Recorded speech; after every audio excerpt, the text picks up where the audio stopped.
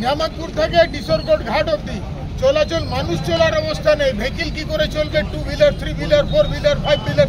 তারা তো কালকেই একটা স্কুল বাস মানে পড়ার মতন পড়ার মুখে ছিল।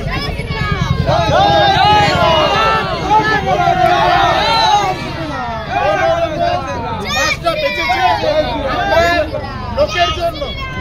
যে শ্মশান, এখানে শ্মশান আছে, শ্মশান যে গাড়ি নিয়ে যাচ্ছে হঠাৎ জার্কিনে লাশটা উপর উঠে যাচ্ছে। এইরকম অবস্থা, মানুষ কি মরা মানুষ উঠে যাচ্ছে। বিজেপি কাউন্সিলর রয়েছেন, কেন রাস্তায় বসতে হচ্ছে? এটা তো পুরুলিয়া থেকে আসানসোলের মেন রাস্তা, কেন রাস্তায়?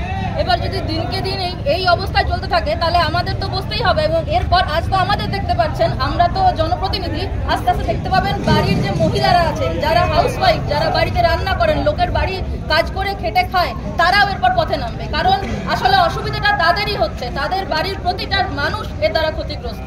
দেখো একেবারে জানিয়ে রাখি, তোমাদের একটু ছবি দেখানোর চেষ্টা করবো যে এই